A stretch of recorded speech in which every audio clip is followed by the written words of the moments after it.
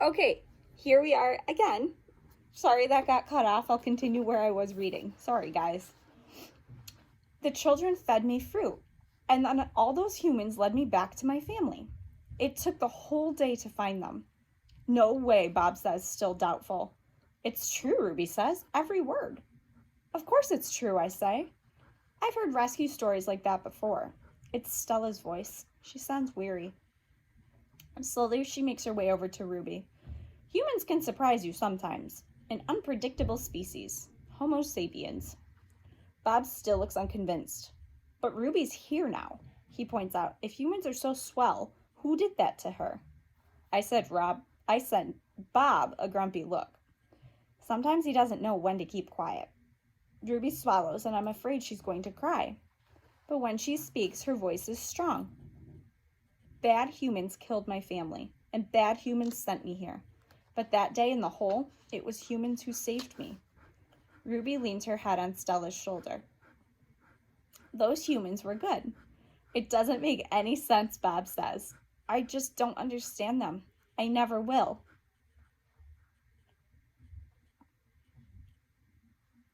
I'm sorry, Sophie's super cute. But now you guys get to see her. You're not alone, I say, and I turn my gaze back to the racing gray clouds. A hit. Stella's foot hurts too much for her to do any hard tricks for the 2 o'clock show. Instead, Mac pulls her limping into the ring, where she tracks a circle in the sawdust. Ruby clings to her like a shadow. Ruby's eyes go wide when Snickers jumps on Stella's back and then leaps onto her head. At the 4 o'clock show, Stella can only get as far as the entrance to the ring. Ruby refuses to leave her side. At the 7 o'clock show, Stella stays in her domain. When Mac comes for Ruby, Stella whispers something in her ear. Ruby looks at her pleadingly, but after a moment, she follows Mac to the ring. Ruby stands alone. The bright lights make her blink. She flaps her ears. She makes her tiny trumpet sound. The humans stop eating their popcorn. They coo. They clap. Ruby is a hit. I don't know whether to be happy or sad. And this is a picture of Ruby.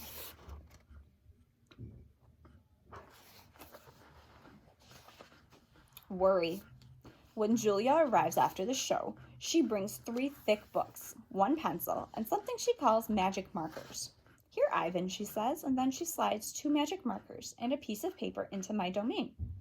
I like the sundown colors, red and purple, but I don't feel like coloring. I'm worried about Stella. All evening she's been quiet and she hasn't eaten a bit of her dinner. Julia follows my gaze. Where is Stella anyway? She asks, and she goes to Stella's gate. Ruby extends her trunk and Julia pats it. Hi, baby, she says. Is Stella all right? Stella is lying in a pile of dirty hay. Her breath is ragged. Dad, Julia calls. Could you come here a minute? George sets aside his mop.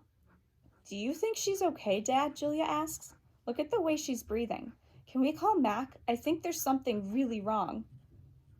He must know about her, George rubs his chin. He always knows.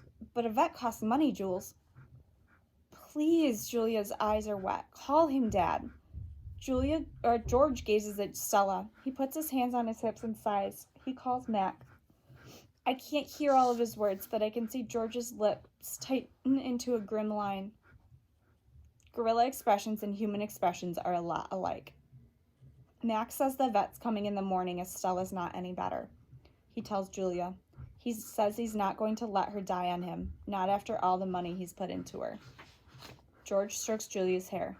She'll be all right. She's a tough old girl. Julia sits by Stella's domain until it's time to go home. She doesn't do her homework. She doesn't even draw. My domain gleams with moonlight when I awake to the sound of Stella's calls. Ivan, Stella says in a hoarse whisper. Ivan? I'm here, Stella.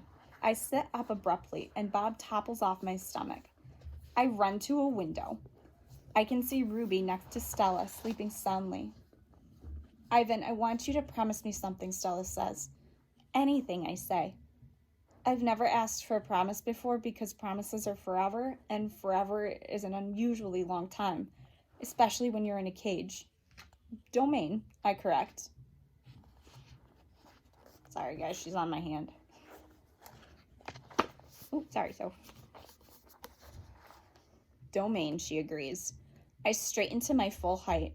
I promise Stella, I say, in a voice like my father's. But you haven't even heard what I'm asking yet, she says, and she closes her eyes for a moment. Her great chest shudders. I promise anyway. Stella doesn't say anything for a long time. Never mind, she finally says. I don't know what I was thinking. The pain is making me addled. Ruby stirs. Her trunk moves as if she's reaching for something that isn't there. When I say the words, they surprise me. You want me to take care of Ruby? Stella nods, a small gesture that makes her wince. If she could have a life that's different from mine. She needs a safe place, Ivan. Not here, I say. It would be easier to promise to stop eating, to stop breathing, to stop being a gorilla. I promise, Stella, I say. I promise it on my word as a silverback.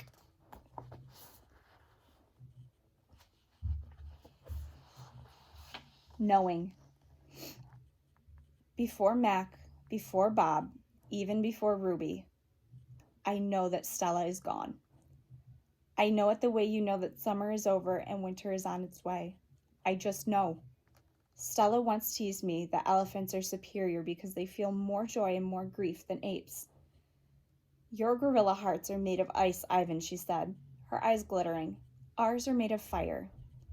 Right now, I would give all the yogurt raisins in the world for a heart made of ice.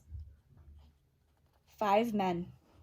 Bob heard from a rat, a reliable source, that they tossed Stella's body into a garbage truck. It took 5 men and a forklift. Poor Stella.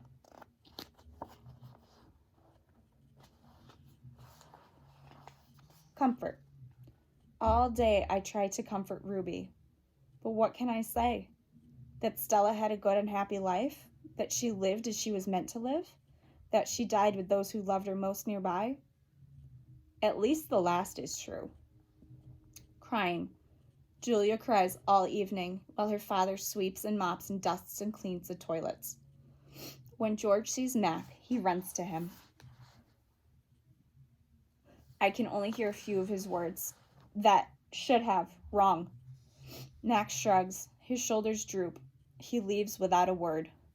When George wipes the fingerprints off my glass, his cheeks are wet. He doesn't meet my eyes. The one and only Ivan. When all the humans have left, I send Bob to check on Ruby.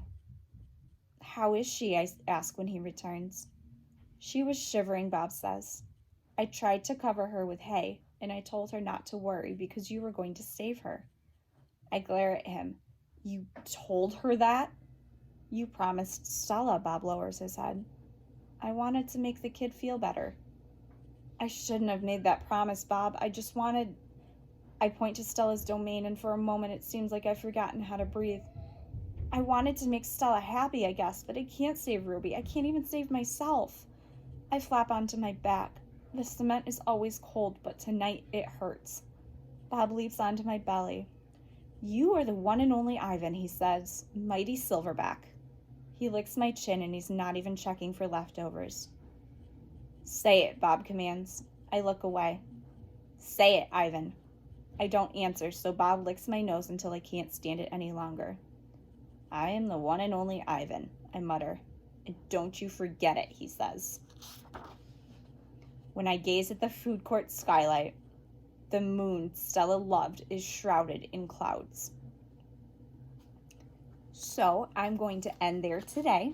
I will read more tomorrow, and I hope you enjoyed that, and I hope you enjoyed my little friend here who tried to help. I will see you guys later. Have a great day.